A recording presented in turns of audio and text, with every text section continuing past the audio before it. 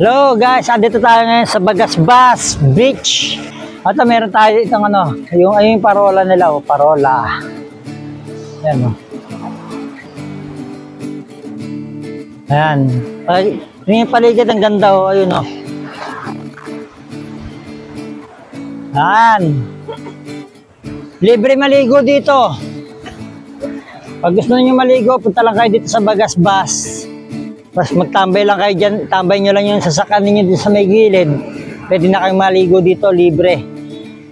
Yan.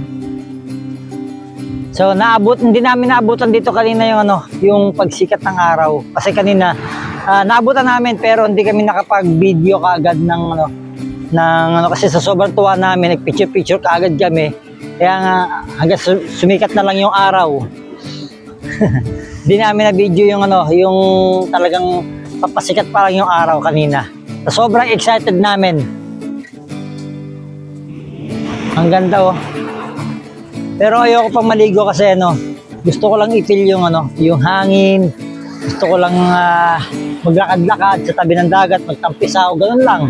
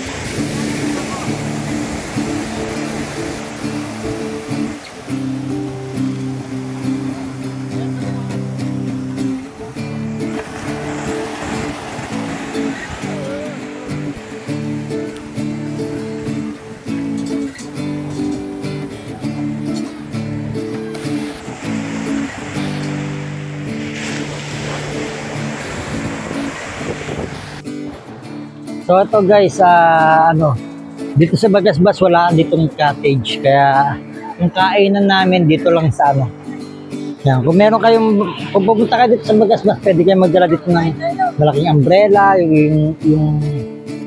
para meron kayong silungan, tapos pwede rin kayong maglatag dito ng maglalatag kayo ng sapin, para dito kayo magsasama-sama, upo na lang kayo sa lapag, pagkakainan. Ganoon, tapos may bawon lang kayo. Pero yung iba naman, doon sa mga sasakyan, mga sasakyan sila makain. Yun pa yung naka-cottage nila. Kasi dito wala talagang cottage dito. Kasi nga, free lang ito. So yung iba dito, kung titignan nyo, may mga tao doon. May mga tao doon sa may banda ron, mga nakaupo lang din sila, nagsasakyan lang sila.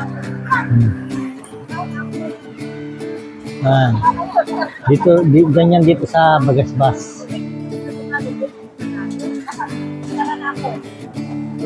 So ang baon namin ito, pansit bato. Yan ang pansit dito sa Bicol. Ang sinanay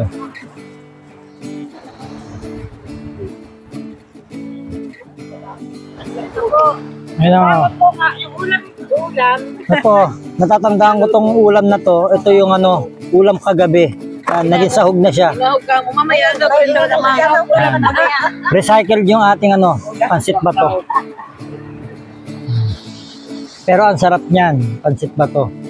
So nagluto niyan si Ate Banji. Ayan, present. Yan ang pansit dito sa Bicol. Pansit bato.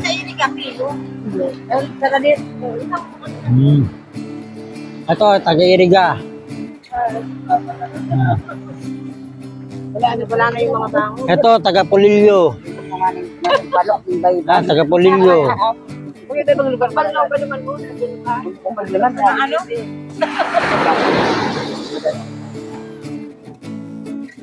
Sila lahat mga taga-San Felipe na yan. Nakikita nyo doon sa may banda ron, ang dami ng tao doon, mga nakasalampak lang din sila yan. Zoom natin. Yan, daming tao dyan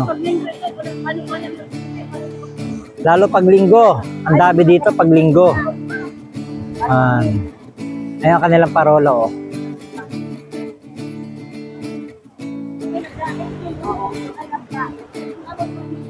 Yan. Ang ganda. Mo, tahimik na tahimik, walang katao-tao. Kasi kami lang talaga. Yun nga lang, wala talagang cottage dito. Yan. Pwede lang kayo yung mga gamit namin. Ayan o. Ito yung mga gamit namin, yung sasakyan namin. Multicab, yung multicab ang mga sasakyan dito na ano, karaniwan. Pambiyahe yung mga public transport. Hindi usong cottage dito, pwede kayo magdala dito ng ng sapin.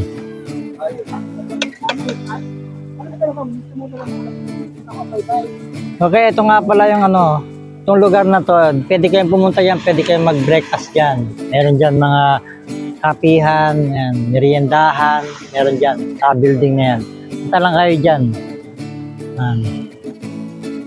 Pwede kayong mag-merienda dyan. Tapat lang yan ng dagat. Ayan. So, pag wala kayong baon, napadaan lang kayo dito, pwede kayong gumilid muna sa kalsada, tapos baba kayo dito sa beach, o picture-picture ng konti, tapos pagka nagutom kayo, punta kayo doon. Ayan. Ayan, lalapit na kami sa ilog.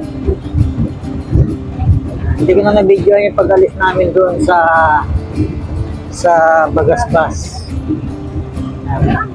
Pero ngayon, pagkaon namin sa dagat, hindi pala ako naligo.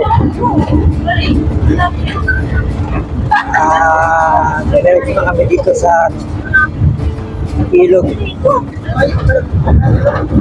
Dito sa Kaayunan. Wow. Ito na yung ano yan? Anong bundok yan? Ayan, Yan na yun, Susong Dalaga. Yan na yung Susong Dalaga. Ayan, Susong Dalaga. Ayan. Oh, ayan. Ganda.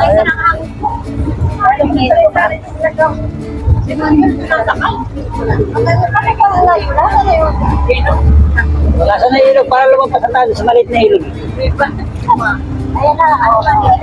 O yan, ang ilog na o. Ayan, may tulay. Ano ba yan?